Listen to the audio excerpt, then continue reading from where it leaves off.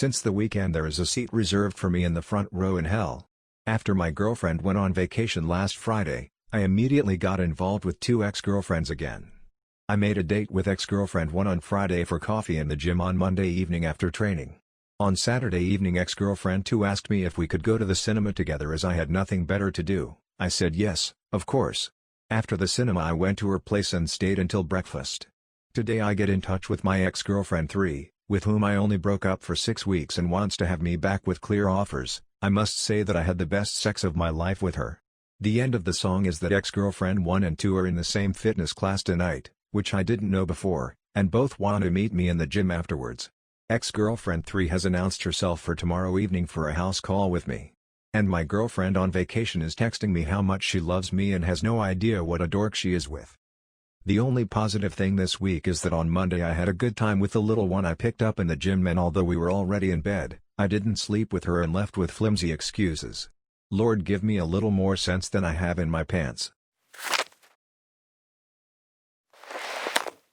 I confess my hatred for women who always pretend to have absolute sex and BJ skills. Not once did it ever turn out to be the truth. But I always noticed what a loud mouth these women have. We men say that we have the biggest, but the audacity of women is extremely multifaceted. From "I'm so tight, even a pencil has friction" to "I'd say I'm a very good horn blower," they leave nothing out. And all these lies just to get themselves to the man. I mean, how can they make such claims? I mean, you can't really compare. After all, urinals were invented to compare dicks. I like modest women, they're the ones who turn out to be very talented anyway. If you can do something well, you don't have to put it out on display. I, W/35, have been in a relationship for over 3 years. We don't live together, but still spend a lot of time together. We go out, visit relatives and friends and support each other in our hobbies. We cuddle a lot, fall asleep arm in arm, give each other kisses and dear pet names, etc. So far everything is normal. But we don't sleep together anymore, but nobody is unhappy or unsatisfied because of that. We miss nothing. We do not find our partner unattractive or someone else sexually attractive. Somehow, sexual intercourse is just too exhausting for us after a hard day at work, hobbies and housework. I confess an asexual life and there is nothing wrong with me. I, M/mid-20, would like to confess that I found the profile of the mother of a very good friend on a page for pocket money for ladies and I just can't tell him. I have had this in the back of my mind for some time now when I see him, but I just can't tell him and therefore I somehow feel guilty. My second confession is probably that I have been hanging around on relevant sites for a while, although I have been in a happy relationship for almost 6 years. We talked about these sites at university and it made me so curious that I just registered, under a pseudonym of course, to have a look at what's going on in the area. Even if it turns me on, I would not do more than that. Anyway, sorry for that, I didn't tell my girlfriend, of course. I'm doing an IT internship at the moment and I don't really do anything all day. Fortunately, I have internet. I'm sitting in the office with a trainee, he says he's never worked so little since I started my internship. I take that as a compliment. Well, and so we bum around here all the time, snacking, surfing the internet and playing Odd Set every day during the lunch break. I've already lost €40 this week and it's only Wednesday, but fuck it.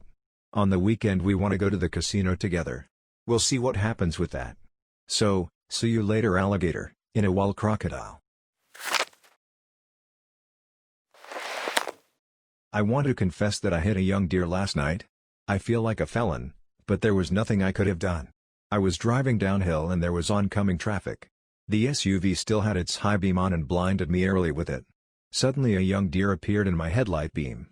My head immediately switched off the braking reflex, as well as the evasive reflex, and I rolled over the poor animal, without braking. With approximately 50 miles per hour, it stood exactly in the middle of the road. I reported the accident, but still I feel so bad. An animal is considered a thing in road traffic, but still my bad conscience troubles me, even though according to the police I am lucky not to have swerved into the oncoming lane, because otherwise worse things would have happened. I feel terribly shabby. My car was not damaged except for a bent number plate. But I can't get the image of the deer and the sound of the impact out of my head. I disgust myself completely. I ask for forgiveness. I, M/23, Would like to confess that I am relatively good friends with a girl just to F her. She is quite nice, but from the outside, at least the face, the smell and also the feeling of her skin just doesn't fit me at all. I've had her for a couple of years now, she's really into me, and she's had friends who she cheated on with me. She's still hoping for something, apparently. I like her and the sex is good, but I could never go for her or have a relationship with her. She's more like a good friend and sex doll. Anyway, I feel kind of sorry for her behavior and I have cheated on my girlfriends with her. This has been going on for a couple of years now and I just kind of feel like it's not right to just let her fidget around. Please forgive me, but I treat her really well as a normal girlfriend, and of course she can always talk to me if something is wrong. I just like it to use her for sex sometimes. W/24, confess that I like my own smell of sweat. Yes, I am serious. And yes, I shower daily. But every now and then you smell yourself and I just like my own sweat smell. As I said, I still don't let myself go and I shower every day. I wonder if there is anybody else who feels the same way. I have deliberately lied to my work colleagues, friends and family just to look better. Work as a night watchman in a nursing home and am currently without a partner. On Valentine's Day all colleagues received a rose from the boss. When I came to work on the evening of I put a small post-it note under my windscreen. On this one it said with changed handwriting, "Someone is thinking of you." XOXO. In the night 2 colleagues asked me if I could take them with me in the morning. Which I did. When we went to the car in the morning after our shift, we found the note there. My colleagues immediately thought about who it might be from. I pretended to be unaware and surprised, but also pleased. At home I showed my parents the note and the rose of my boss and said that I had found it under my windshield wiper. My parents were very pleased. Later that day I sent my friends a picture of the rose and the note, and asked which one of them was it. I was immediately showered with suspicions and speculations about who would come up with such an idea. I hereby confess that I wrote and filed the note myself in order to present myself better to colleagues, friends and family and to give the impression that someone was secretly in love with me.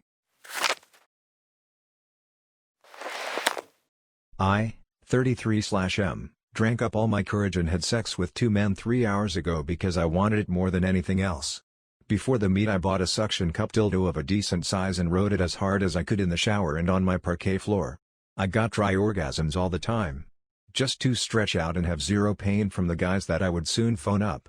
I really enjoyed sitting on the dildo. When I have sex with a woman I only come once and that was it. Now I had finally made up my mind and called a gay buddy of whom I know that he would like to take me. We had a basic conversation that he would never touch me, because I am hetero. I called him. He said, "Are you drunk?" I said, "A little bit." He said, "If you want, then prepare yourself and come over." I interrupted him and said, "Are you still having your affair?" He, "Yes, why?" I said, "Invite him over, I want dick." I go to him. In short, I want to see him.